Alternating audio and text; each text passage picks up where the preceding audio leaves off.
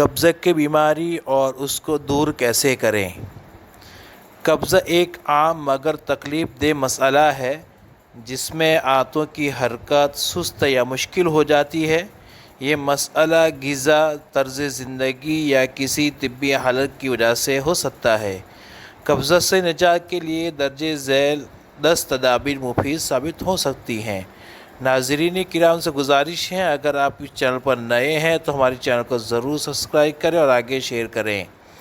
قبضہ کی وجوہات: پانی کی کمی، نمبر 2 فائبر یعنی ریشہ دار غذائیں کی کمی، نمبر 3 جسمانی سرگرمی کی کمی، نمبر 4 دیر تک واش روم روکنا، نمبر 5 پروسیس شدہ اور فاسٹ فوڈ کا زیادہ استعمال، نمبر 6 ذہنی دباؤ اور نیند کی کمی، نمبر 7 دوائیوں کے مضر اثرات، نمبر 8 ہاضمے کے مسائل جیسا کہ آنتوں کی سستی، نمبر 9 میٹابولک یا ہارمونی مسائل، نمبر 10 آنتوں کی بیماری یا دیگر طبی عوارض۔ قبضہ کا حل 10 مفید تدابیر۔ نمبر 1 زیادہ پانی پئیں۔ روزانہ کم از کم 8-10 گلاس پانی پینے سے ہاضمہ بہتر رہتا ہے۔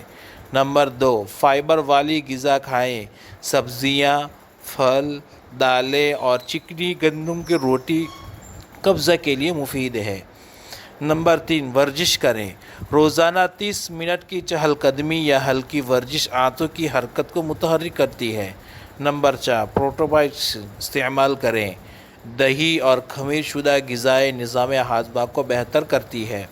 نمبر 5 قدرتی جرابلے، انجیر، آلو بخارا اور نیم گرم دودھ مؤثر قدرتی علاج ہے۔